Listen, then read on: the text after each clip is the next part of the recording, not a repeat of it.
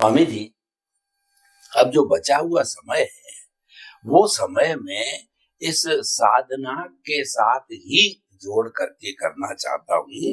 मैं ये प्रैक्टिकल रूप से जो है आपसे परामर्श चाहता हूँ कि हमको प्रैक्टिकल रूप के अंदर हमारी जो लक्ष्य कहिए, जागृति कहिए, प्रतीति तो आपने बिठा दी कि मैं जो शुद्ध आत्मा स्वरूप हूँ, तो ये तो आपने बिठा दी। लेकिन उसके साथ साथ में कर्मों का जन्म जन्मांतर में कर्मों का फोर्स है, डिस्चार्ज है, वो भी अपना काम कर रहा है, वो भी फोर्स लगा रहा है। तो उसमें भटकने के पूरे चांसेज है। कुछ ऐसे नुस्खे दीजिए, कुछ ऐसे प्रयोग बताइए, कुछ ऐसे सूत्र दीजिए कि जिसके आधार पर जो है अभ्यास किया जाए, चाहे लर्नर्स स्टेज के ऊपर करें या थोड़े मीडियम लेवल पर करें या हायर लेवल पे करें, सभी की मिला करके हम किस तरीके से जो है इन सब प्रयोगों को मध्यम रखते हुए अपने ज्ञान दर्शन को स्थिर कर सकते हैं, कुदरती रचना देखने का अभ्यास करते हैं। मैं शुद्ध आत्मा हूँ और इसके अंदर ही रमण कर सकते हैं। तो कृपया ऐसे सूत्र, ऐसे प्रयोग हमको बताइए। प्रश्न के लिए धन्यवाद। सबसे पहली बात यह है, जहां तक हमको आत्मा के अस्तित्व की वैल्यू समझ में नहीं आएगी और पैरेलल आत्मा के अलावा सब कुछ कुदरती कानून और कुदरती रचना के ऊपर ही आधारित है, इसमें हम और हमारा कुछ भी नहीं है। ये दोनों बात ज्ञान और दर्शन के रूप में समझ में नहीं आएगी, वहां तक आध्यात्म के मार्ग में प्रगति होना संभव नहीं है। क्योंकि आप देखो कि हमको मुक्ति के मार्ग में तो जरूर आगे बढ़ना ही है,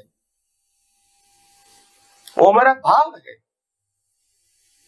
मगर सबसे पहले ये समझना चाहिए कि इस दुनिया में जो कुछ अवस्थाएं दिखती है, पांच इंद्रियों के माध्यम से जो कुछ अवस्था होती है, शरीर के माध्यम से, और जो कुछ लाइफ है शरीर का, ये पूरा पैकेज कुदरत का ही है और उसमें मालिकी भाव, कर्ता भाव या भोक्ता भाव करने की कोई आवश्यकता नहीं है। पहले हमको आत्मविश्वास के साथ समझना पड़ेगा, गोल गोल नहीं। भले अनुभव में आने में समय लगे, मगर विजन तो क्लियर होना चाहिए।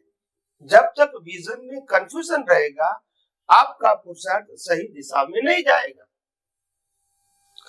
इसीलिए पुरुषार्थ सही दिशा में ले जाने के लिए हमको पहले ये बात समझनी पड़ेगी कि ये सब कुदरती रचना है और कुदरती रचना में पांच तत्व है, कुदरती कानून है और ये दोनों से कुदरती रचना बनी हुई है।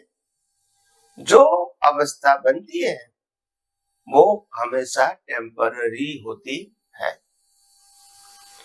परिवर्तित है।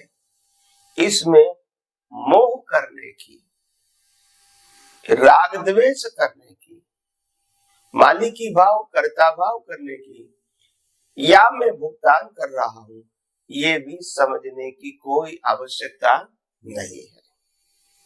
सब कुछ कुदरती रचना है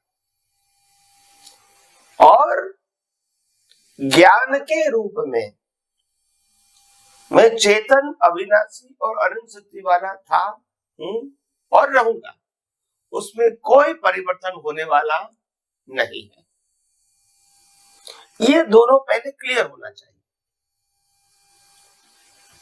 दूसरी बात, हर अवस्था की वैल्यू तब होती है राग और द्वेष से, कि अवस्था के साथ आप इंटरेस्ट के साथ अटैच हो जाते हैं। तो आध्यात्म विज्ञान बताता है कि वो आत्मा के ऊपर कोई भी अवस्था प्रभाव नहीं डाल सकता, मगर प्रतिष्ठित आत्मा के ऊपर अज्ञान के बस प्रभाव डाल सकता है, जिससे नए कर्म बनते हैं। मगर आपको विज्ञान में यह समझना है कि कोई भी अवस्था, कोई भी संजोग और समग्र जीवन, ये पूरा पैकेज आत्मा के अस्तित्व के आधार पे है। आत्मा का अस्तित्व उनके आधार पे नहीं है।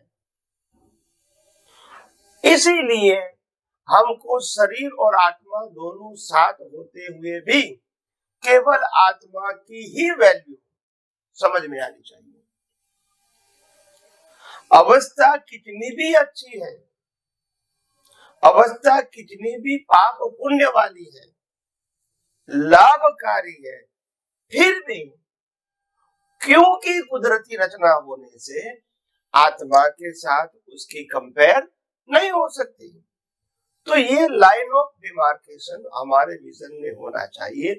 कोई भी अवस्था का अस्तित्व, क्योंकि मैं हूं तो अवस्था है, आत्मा नहीं है तो अवस्था ही नहीं है। जब आत्मा निकल गया फिर मुर्दा आप 6 दिन रखोगे, इसको अवस्था नहीं बोलेंगे, ये जड़ है। तो बात समझना है, आत्मा की वैल्यू इसी प्रकार समझोगे और अवस्था की वैल्यू कुदरती रचना है तो वो होता ही रहता है, चलता ही रहता है, उसमें मैं और मेरा कुछ नहीं है। ये बहुत जरूरी है समझना। और जहां तक ये नहीं समझोगे दोनों ज्ञान और दर्शन सम्यक रूप में, वहां तक आप आत्मा की वैल्यू भी नहीं समझोगे और कुदरती रचना भी आसानी से देख के वितराग भाव से बाईपास नहीं कर सकते। तो एक बात बहुत इंपॉर्टेंट है हमारे सबके लिए कि हमको ये समझना है कि संसार के त्याग से, संसार का त्याग करने से मुक्ति नहीं है। मुक्ति अज्ञान के त्याग से है। और अज्ञान क्या है? मैं आत्मा के अलावा कुछ नहीं हूं और मेरे अलावा जो कुछ भी है वो कुदरती रचना है, वो समझूंगा तो ही अज्ञान यानी रिलेटिव सत्य मिटेगा। तो इसीलिए आगे आगे हम आध्यात्म विज्ञान के माध्यम से और ज्यादा गहराइयों से आध्यात्म विज्ञान की अलग अलग प्रकार की कड़ियों की बात करेंगे। और जैसे जैसे आप समझते जाओ, बस आपका जीवन धर्ममय और मंगलमय बनाओ, यही मेरी शुभकामना। स्वामी जी आपका बहुत बहुत धन्यवाद। बहुत सुंदर स्पष्टीकरण किया कि मूल बात है इंटेंशन, इंटरेस्ट और वैल्यू। हमारे सामने दो ध्रुव है, एक आत्मा और एक शरीर, दोनों साथ रहते हैं। आप वैल्यू किसकी करते हो, आपका इंटरेस्ट किसमें? सबसे पहले ये डेवलप करो। क्यों इंटरेस्ट के साथ कोई काम होता ही नहीं है।